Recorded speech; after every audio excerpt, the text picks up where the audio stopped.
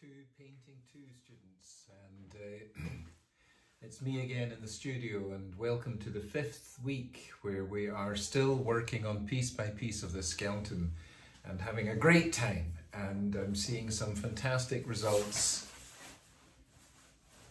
I think everyone who's submitting stuff just now is really heading towards a top grade because there's some fantastic work. Now, I think I mentioned it to some of the students. I was going to talk about pencil sharpening. One of my students who I taught in Baltimore, he was doing these very realistic drawings of girls' faces, and he would spend hours on each one of them, weeks, and they were only tiny. Yeah, they were about the size of something like that size, you know, really small. And he would use magnifiers. And he had about, when I was teaching him, he had about 30 or more pencils, all different hardnesses and softnesses. But he had sharpened the ends really long. You can see that. And he would use like emery paper, what do you call it here? Sandpaper, like that. And you take that and then you go on the end of the pencil. This is for those of you who are really serious, you know, who want to learn how to do professional art. You do a long end of the pencil, and then you can never get the end totally as sharp as you want, so you have to use this. I mean, the problem with sharpening pencils is breaking them. I mean, to be honest, the softer they are, the easier they are to break. You can use lots of things to sharpen them. I use this box cutter. You just go into it like that. I mean, you can buy all sorts of things to do the initial sharpening, like that. You know, just an ordinary sharpener can do some people. Cheap ones. I think this thing is maybe about 50 cents. And let's see what it does.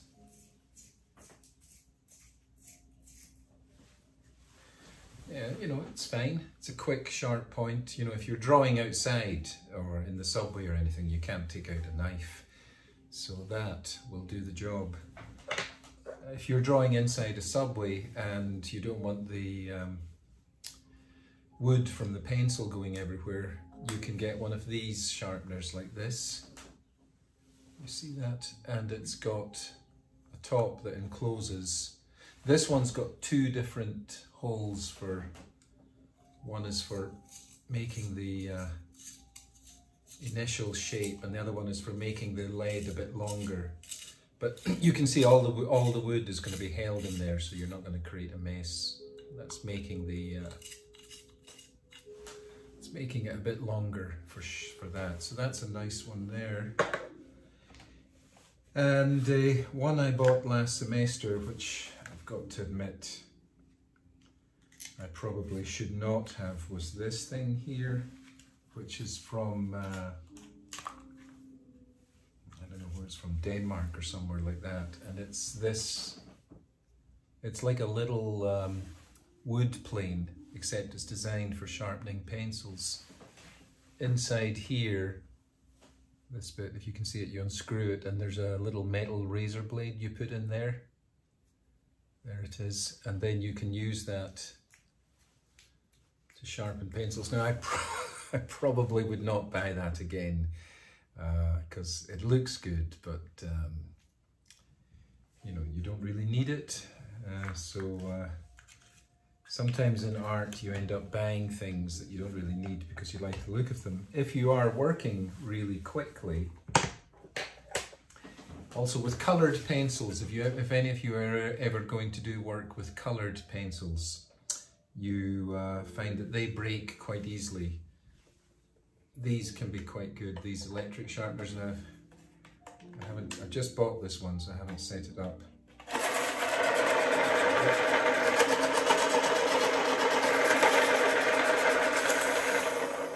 Yeah, that's pretty good. This one's by X-Acto, and I think it's about $25 or $29, something around that, from Amazon. And that's good if you're doing a lot. In a classroom, I would have this one, so people can just sharpen away without knives flying around everywhere or the possibility of someone cutting themselves. So that's another good one. So there's lots of different things you can use for the sharpening process, because it's important to keep your pencils good. Now this week we are going to be doing the pelvis. Now that is going to be easier than the rib cage somewhat, and you can think of the pelvis here as a, here he is, Fritz's pelvis. It's a kind of butterfly shape. You know, there's the wings here, one wing, two wings. So it's got that, put it against a neutral background. It's got that shape of a butterfly with the central hole and then joining together at the bottom. Okay, behind it you can see the sacrum through it. This is the bottom, the coccyx, the bottom of the spine, this area here. So let's see how we draw that.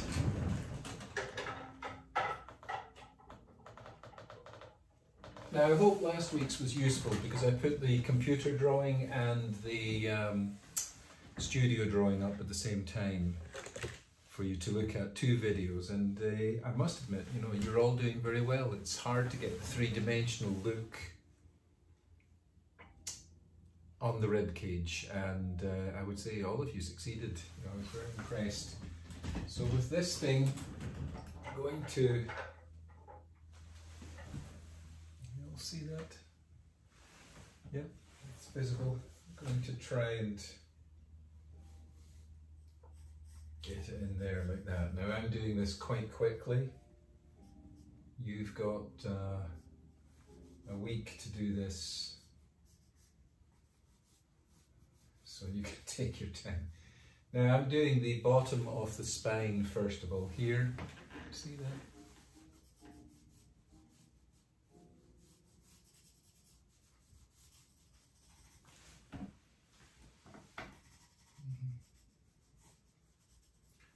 And I'm just going to do it quite loosely. I'm not going to go into kind of immaculate detail at this stage, so you can get the impression of what we're doing. Now remember the old golden rule that I always say is to start loose and finish tight. So you can loosely work it out and then come in later and start to sharpen up what you've managed. So now I'm going to do the side pieces of this pelvis. Do one.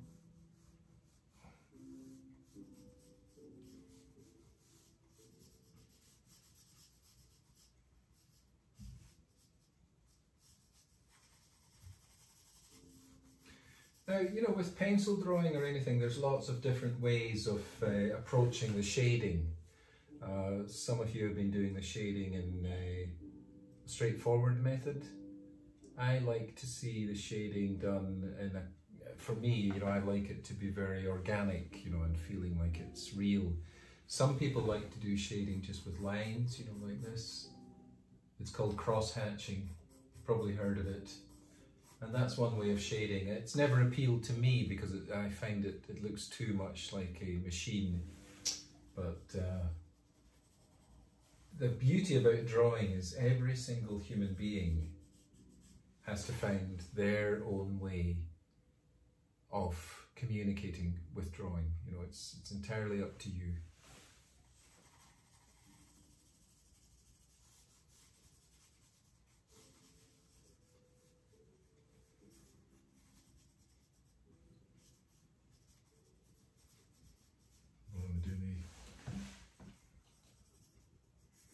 That's the wing coming out the side here of that side of the pelvis. I'm going to do the other wing now.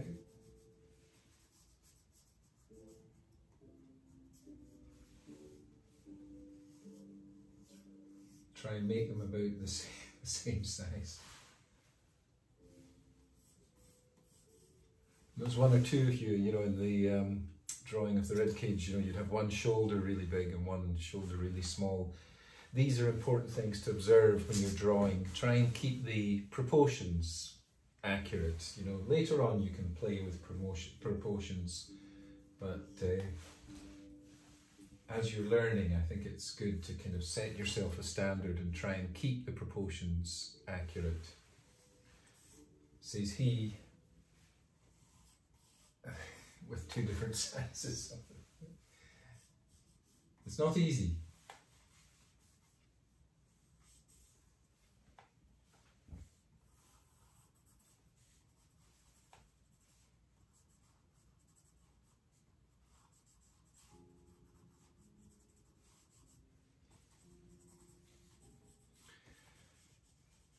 Now, that part of the sacrum is attached into the middle of the pelvis here, so I'm just going to try and draw that on Fritz. And it's got discs in it. These discs are what allow your spine to bend back and forth. And they are flexible.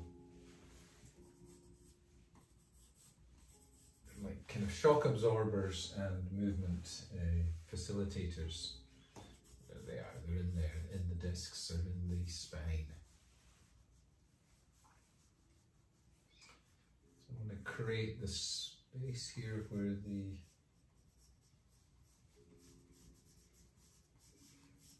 hips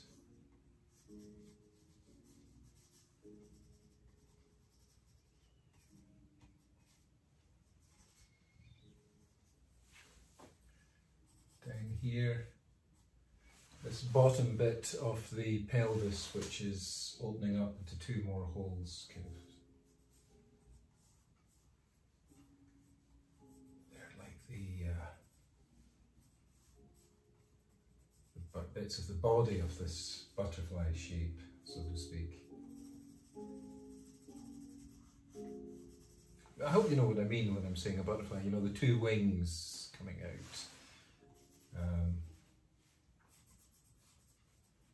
If that makes sense.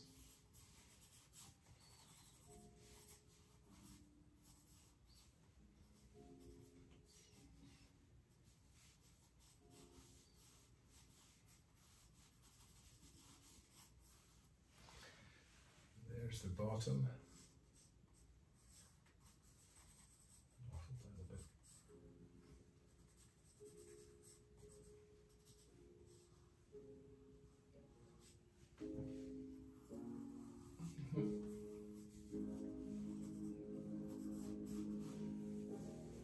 Now these two bits join together, so I'm going to make them a bit bigger there.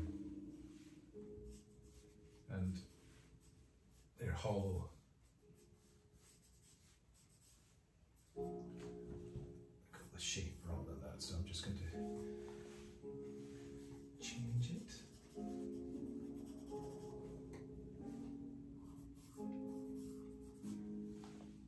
Now if I was doing a finished drawing, I'd probably use an eraser.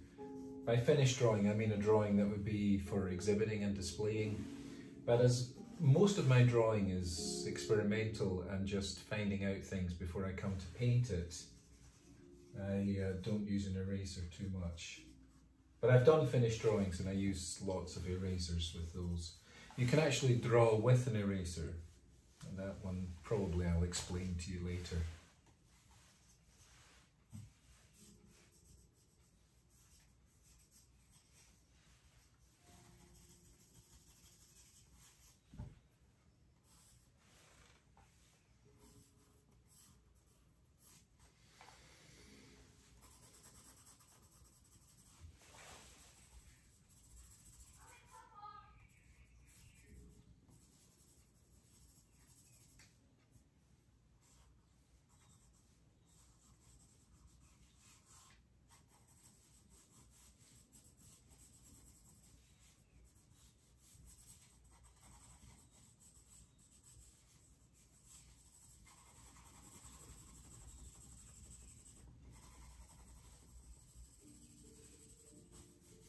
trying to get some sense of the solidity of these things.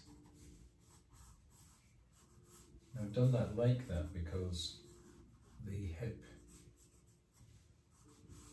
socket is going to be here at the side here. There's a hip bone going in there. We'll look at that next time.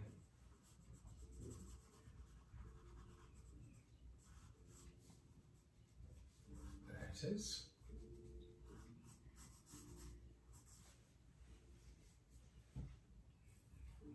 Now I'm using a pretty soft pencil. It's an 8B, and I'm using it because it lets me shadow and then it lets me go in very hard when I want to create a different sharpness on the drawing.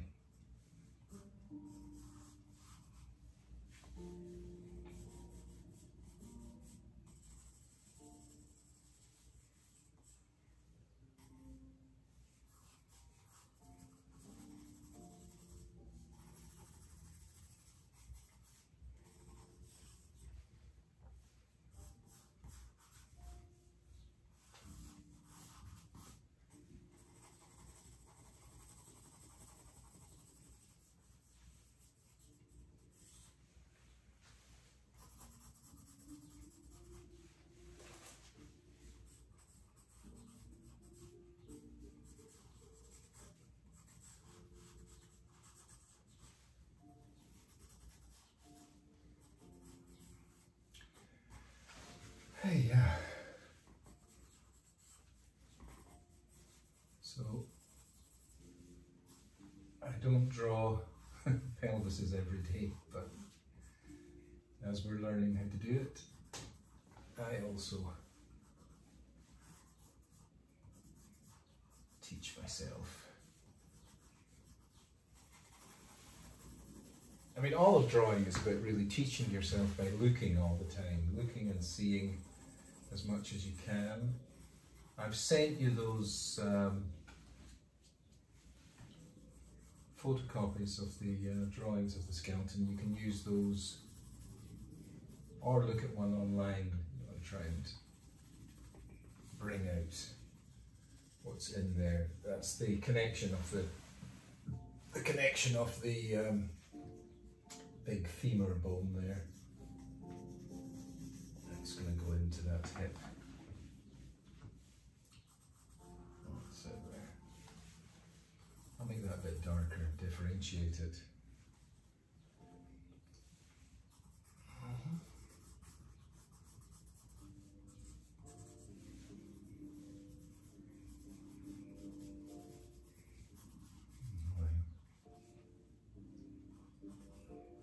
You know, I think some of you will do even better than me at this, you know, judging from the excellence of, you know, a lot of your artwork.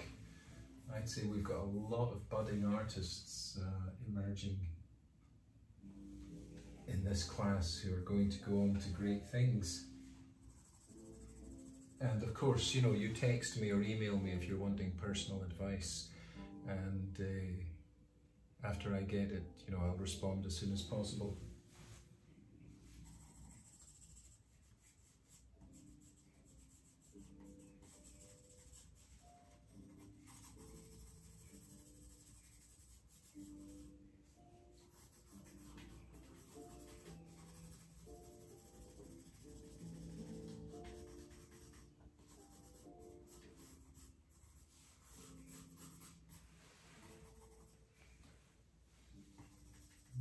Talk about the legs next week, so I won't go and do too much of those, but I hope this gives you a rough impression of doing it. You know, I'm not expecting, you know,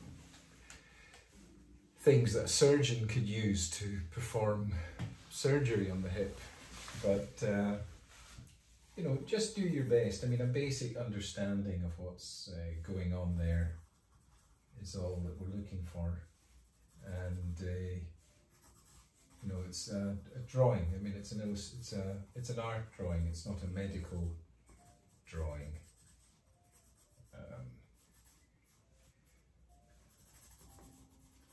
So you can use that to understand the human anatomy. And once you understand that, I think it gives you a lot of flexibility with your drawings. You know, whatever you're going to do in the future, because you are a human and you have anatomy, you are going to be always aware of your own body, and that awareness will come into your drawings and paintings and make you a deeper artist, you know, a more, hopefully, profound artist. I mean, if you haven't learned how to draw, such like, I don't think your art can be really that good, you know, because it's lacking something, and you're covering up what you're lacking with decoration and show. But basically what's there is a lack of skill and ability. So it can cause, you know, you can trick a lot of people with that, but you really are only tricking yourself.